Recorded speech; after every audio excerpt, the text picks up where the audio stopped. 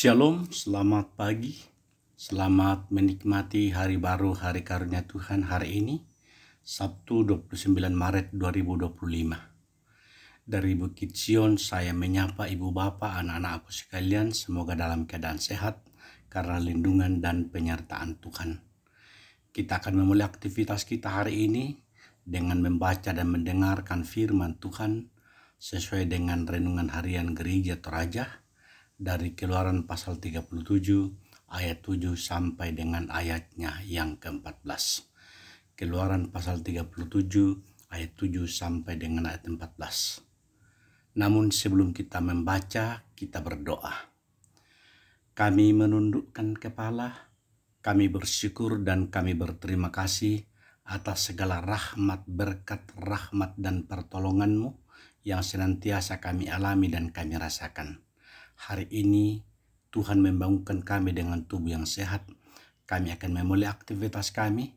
Tuhan tolonglah, lindungilah agar firman-Mu yang akan kami baca ini menjadi penguatan kami dalam menjalani kehidupan yang Tuhan anugerahkan kepada kami. Dengarkan doa kami Tuhan. Kami meminta pertolongan dan pengasihan-Mu. Di dalam Kristus kami berdoa. Amin.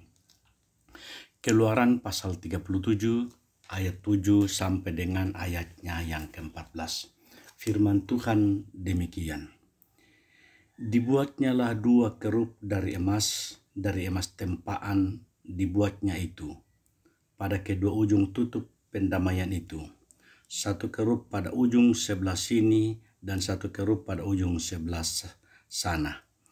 Seiras dengan tutup pendamaian itu dibuatnya kerup itu pada kedua ujungnya. Kerup-kerup itu mengembangkan kedua sayapnya ke atas. Sayap-sayapnya menudungi tutup pendamaian itu dan mukanya menghadap kepada masing-masing. Kepada tutup pendamaian itulah menghadap muka kerup-kerup itu. Dibuatnyalah meja itu dari kayu penaga, 2 hasta panjangnya, sehasta lebarnya, dan 1,5 hasta tingginya. Disalutnyalah itu dengan emas murni, dan dibuatnya bingkai emas sekelilingnya. Dibuatnyalah sekelilingnya jalur pinggir yang setapak lebarnya, dan dibuatnya bingkai emas sekeliling jalur pinggirnya itu. Dituangnyalah untuk meja itu 4 gelang emas, dan dipasangnyalah gelang-gelang itu di keempat penjurunya pada keempat kakinya. Dekat ke jalur pinggirnyalah gelang itu, yakni tempat memasukkan kayu pengusung supaya meja itu dapat diangkat. Ibu bapak, saudara-saudara yang dikasihi di dalam Kristus Yesus, dari bacaan ini berbicara tentang pembuatan tutup pendamaian atau tabut perjanjian dengan 2 kerup emas. Saudara-saudara yang dikasihi di dalam Kristus Yesus, dalam perjalanan hidup kita sering bertanya, di manakah Allah? Bagaimana kita bisa merasakan kehadiran Allah? Keluaran 37 ayat 7 sampai 14 memberikan sebuah gambaran tentang bagaimana Tuhan menetapkan simbol kehadirannya di tengah umat Israel melalui tabut perjanjian. Tabut perjanjian adalah lambang hadirat Allah. Dalam bagian ini kita melihat bahwa Bezalel, seorang yang dipenuhi oleh Roh Allah, membuat tabut perjanjian sesuai dengan perintah Tuhan kepada Musa. Tabut ini bukan sekedar benda suci, tetapi lambang nyata dari kehadirat Allah di tengah-tengah mereka. Kerup yang menghadap ke tutup pendamaian dalam ayat 7 sampai 9 menunjukkan bahwa hadirat Allah penuh dengan kemuliaan. Dan kerup-kerup ini melambangkan malaikat yang menyembah dan menjaga kekudusan Allah itu. Dan tutup pendamaian sebagai tempat Tuhan berbicara dalam ayat 9 mengingatkan kita bahwa Allah berbicara kepada orang Israel, berbicara kepada umatnya dari tempat yang kudus.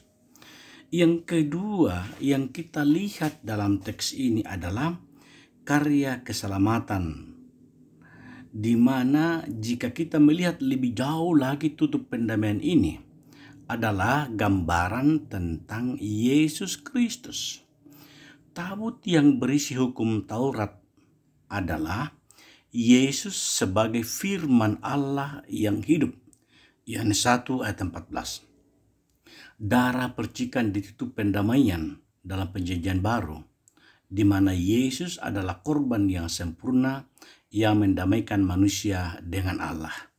Ibrani 9 ayat 12. Hanya imam besarlah yang bisa masuk ke ruangan Maha Kudus, dan Yesus adalah imam besar yang membawa kita kepada Allah.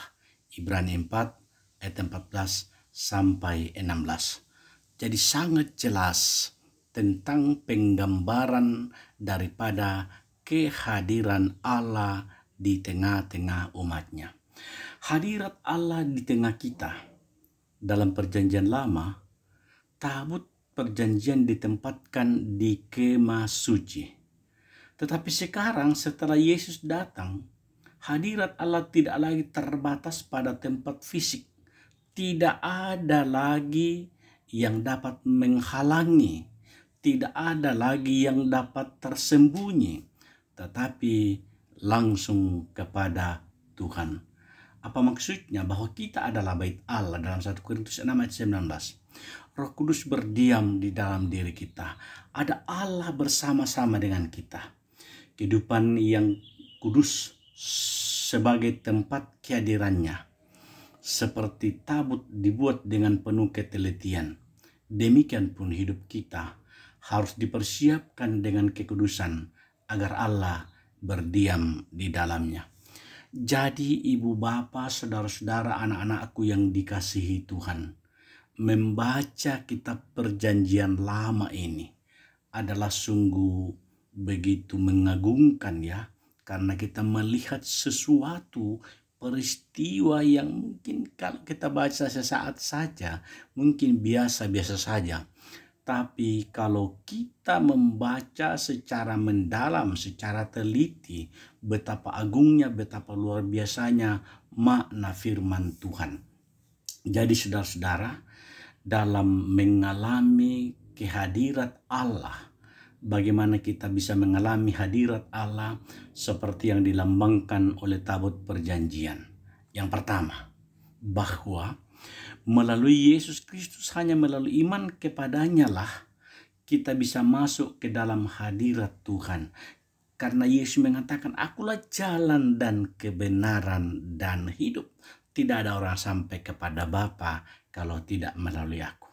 Yang kedua, kita lihat di sini hidup dalam kekudusan, yaitu dengan menjaga hati kita, menjaga perasaan kita, menjaga perbuatan kita, menjaga tubuh kita sebagai tempat tinggal roh Allah, Roh Kudus. Bahwa di dalam diri kita perlu dijaga kesuciannya karena ada Roh Kudus berdiam di dalamnya. Yang ketiga yang kita bisa dapatkan dari teks ini, beribadah dengan Tuhan dengan penuh keyakinan, dengan sungguh-sungguh bahwa Tuhan hadir di tengah pujian dan penyembahan kita. Mazmur 22 ayatnya yang keempat.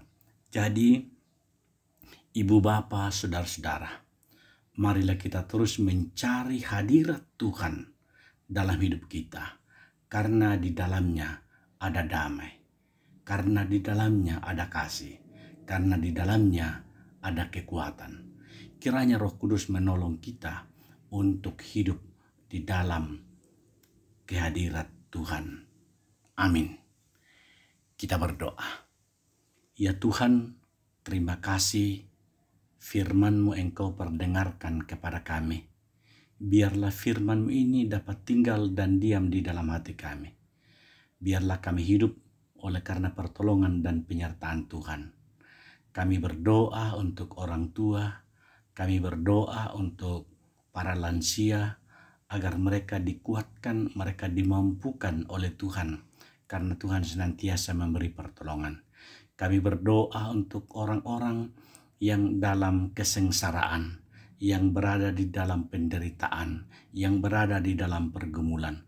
Tuhan kiranya melepaskan kami, agar hidup kami, hidup yang penuh dengan kebebasan, penuh dengan kemuliaan bagi namamu, dan Engkau sajalah yang kami sembah. Kami berdoa untuk segala pekerjaan kami hari ini, aktivitas kami, ke dalam tangan-Mu kami serahkan, bahwa Tuhanlah yang melindungi kami, bahwa Tuhanlah yang menyertai kami, bahwa Tuhanlah yang selalu bersama-sama dengan kami. Biarlah kami dipelihara oleh Tuhan dalam hidup ini. Dengarkanlah doa kami Tuhan. Dengarkan permohonan kami, berkati bangsa dan negara kami, berkati pemerintah kami. Biarlah ya Bapa, mereka menjadi saluran berkat-Mu untuk kemuliaan bagi nama Tuhan. Kami meminta, kami berdoa, kami bermohon kepadamu. Di dalam Kristus kami berdoa. Amin. Demikian ibadah kita. Terima kasih. Tuhan memberkati.